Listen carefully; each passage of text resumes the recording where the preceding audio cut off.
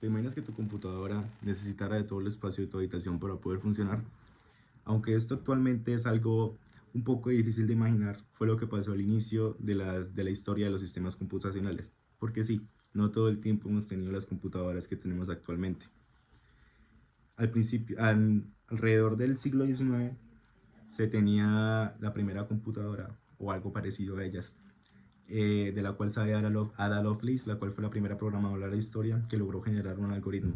Sin embargo, la historia moderna de los sistemas computacionales empieza en 1930 con la creación de la Z1, la cual fue creada por Cornat Susse, que era una máquina electromecánica que pesaba alrededor de 1 tonelada y era programable, que podía resolver algunas operaciones aritméticas, lo cual fue un gran avance para la época.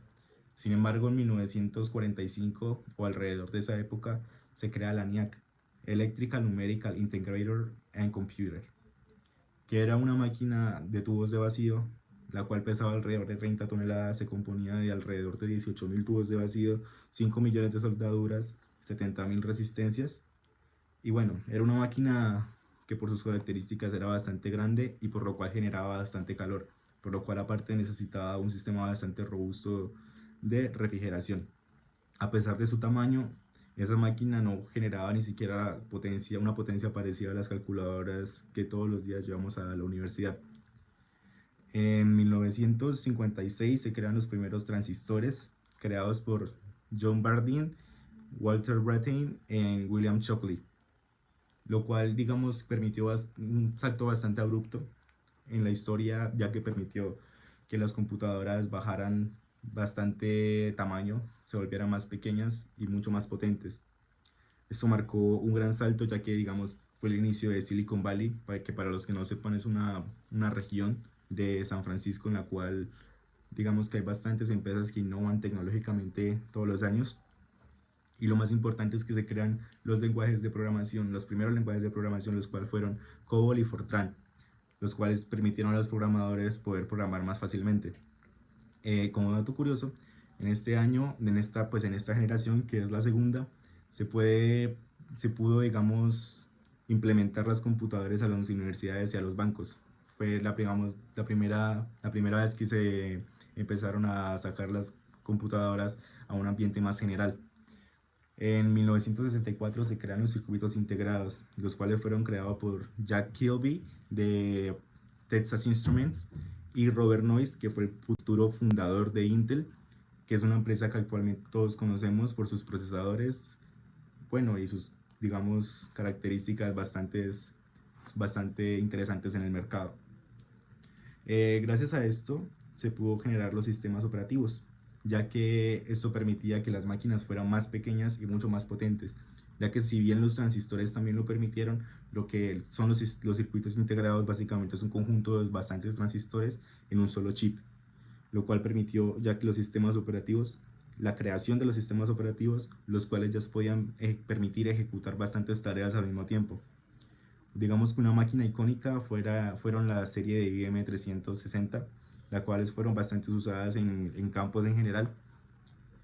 Y como dato curioso también, esto fue, digamos, ya en esta generación se marca una similitud con las computadoras que tenemos actualmente. Ya obviamente en la siguiente generación, con la creación de los microprocesadores, que la va a explicar mi compañero, son se marca una diferencia más y obviamente se reduce bastante el tamaño y demás cosas, ya que como explica la ley de Moore, cada 2 años los transistores van a ser el doble de transistores y van a ser más pequeños. Por lo menos en esa época se aplicaba, ya que actualmente esa ley ya no es tan cierta. La cuarta generación estuvo marcada por la aparición del microprocesador. En 1971, Intel sacó el famoso Intel 4004, el cual fue el primer procesador de un solo chip. Esto nos permitió que las computadoras fueran muchísimo más pequeñas y que naciera el concepto de computadora personal. Aquí vemos la aparición o surgimiento de empresas como Apple, IBM y Commodore, que llevaron los computadores a nuestras casas. También comenzó una especie de guerra de sistemas operativos con MS-2 y luego Windows de Microsoft frente a la Mac OS de Apple. Un dato curioso es que los computadores que utilizaron la NASA para enviar al hombre a la Luna tienen menos poder de cálculo que un smartphone barato en la actualidad, como un Alcatel, por así decirlo. En la quinta generación, que yace de 1980 hasta nuestra actualidad, esta se ve definida por la inteligencia artificial, las redes y la miniaturización extrema. En esta época surge el Internet, los dispositivos móviles, la nube y los sistemas capaces de aprender por sí mismos, el Machine Learning. Un hito fue en 1997 cuando la supercomputadora de Blue de IBM, la Deep Blue de IBM, derrotó al campeón mundial de ajedrez Garry Kasparov.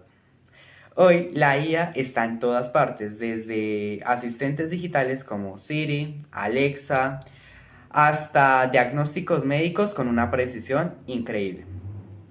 También en esta época es donde se investiga la computación cuántica, con empresas como IBM y Google desarrollando prototipos con los qubits, que prometen resolver problemas imposibles para las computadoras tradicionales, por así decirlo.